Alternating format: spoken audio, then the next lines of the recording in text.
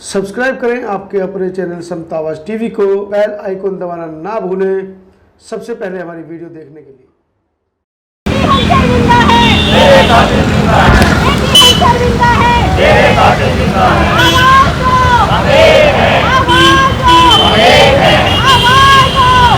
बहुजन मूल निवासी जो इस देश का वर्ग है उसके ऊपर जो अन्याय अत्याचार हो रहा है और सदियों से हो रहा है और लगातार बढ़ रहा है, और बीजेपी के शासन में तो ये हद हो गई है। प्रदेश के सीएम हैं माननीय योगी जी, इनको ध्यान में लेते हुए आज उनको अपनी गद्दी पर बैठने का कोई हक नहीं है।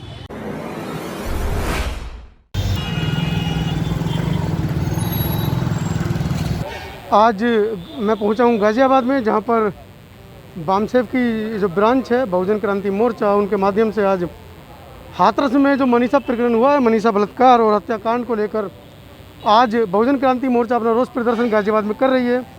और इस समय मैं बिल्कुल हूँ गाज़ियाबाद के जिलाधिकारी कार्यालय के बिल्कुल सामने। आप देख रहे हैं गाज़ियाबाद जिलाधिकारी कार्यालय ये है, और बिल्कुल मैं हूँ उसके सामने। बात करेंगे और जानने की कोशिश भी करेंगे।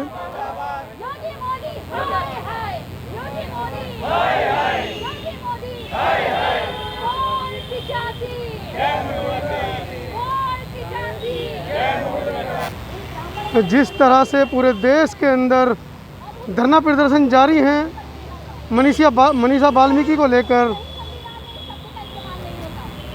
बहुजन समाज की बेटियों को जिस तरह से निशाना बनाकर इस तरह के कुकृत्य सामने आ रहे हैं सोशल मीडिया के माध्यम से, और हम देखेंगे कि जो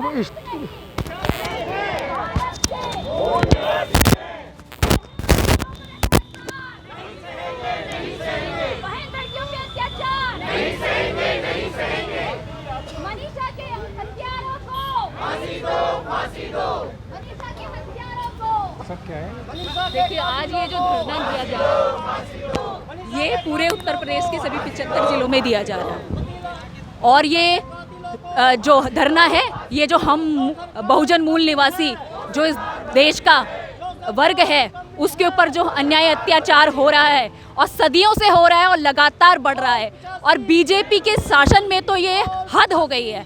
इस अत्याचार की जो चरम सीमा है उसको ये लोग क्रॉस कर चुके हैं आज।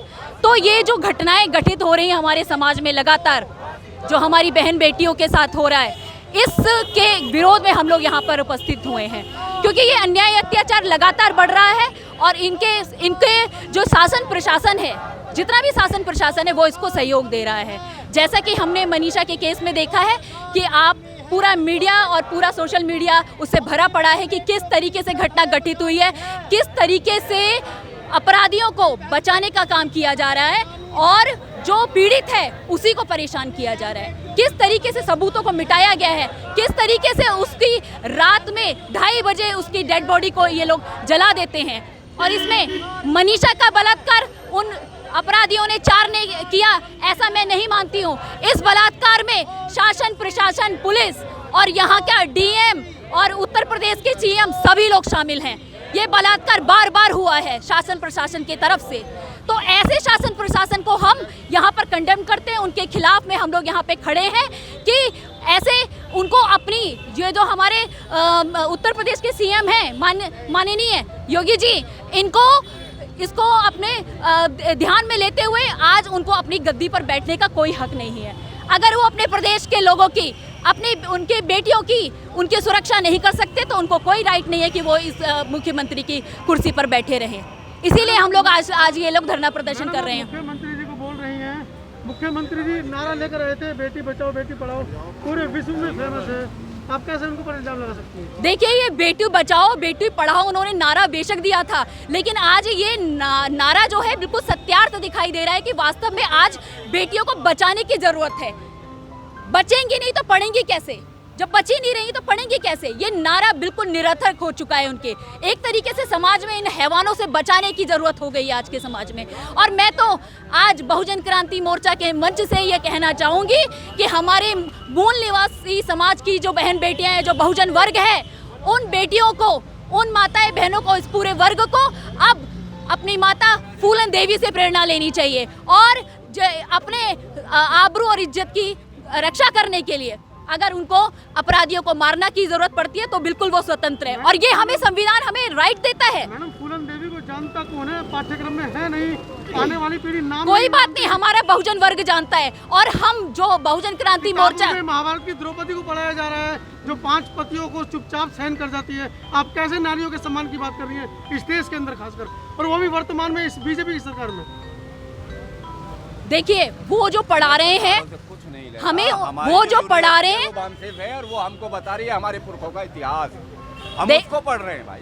देखिए ऐसा है, वो जो पढ़ा रहे हैं वो उनका काम है। हम बहुत अच्छी तरीके से जानते हैं कि पिछले 70 सालों में जब से ये देश तथाकथित रूप से अंग्रेजों से आज़ाद हुआ है तो सत्ता किसके हाथों में, हम बहुत अच्छी तरीके से जानते हैं कि ये हमारा भारतवर्ष पूरी तरह मनुवादियों के कब्जे में है। मैडम सवाल तो वो जो पढ़ाना चाहते हैं वो पढ़ा रहे हैं। मैं सभी लोग उठा रहे हैं। जी मैं जवाब पर आ रही हूँ। इसका जवाब क्या है? मैं जवाब पर आ रही हूँ। इसका जवाब है कि हमारा जो बहुजन वर्ग है, जो SC ST OBC वर्ग है, उसको अपने आप को, अपनी महिलाओं को जागृत करना पड़ेगा। इस जागृति को तेज करना पड़ेगा कि फूलन देवी कौन थी, माता सावित्री बाई कौन थी, माता झलकारी बाई कौन थी, उन्होंने क्या किया था।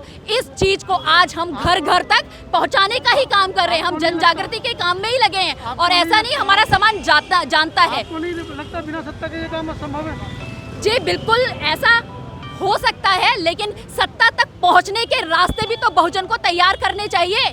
आज जिस प्रकार से EVM के माध्यम से हमारे वोटों की चोरी हो रही है, हमारे वोटों को चोरा कर ये लोग हमारे सर पर बैठे हैं, हमें नहीं लगता कि हम इस तरीके से सत्ता तक पहुंच सकते हैं। जब तक हम EVM मशीन को तोड़कर हटाएंगे नहीं इस भारत देश से, हम सत्ता में नहीं पहुंच सकते हैं। तो सबसे पहले जन जागृति EVM के खिलाफ में होनी चाहिए। जितने जुल्म जाती हो रहा है उसी के कारण से हो रहा है। एक बार अपना परिचय दे दीजिए। मेरा परिचय, मैं समाज की बेटी हूँ, यही मेरा परिचय। आरती दिनकर मेरा नाम है। राष्ट्रीय मूल निवासी महिला संघ की मैं प्रदेश की उपाध्यक्ष हूँ।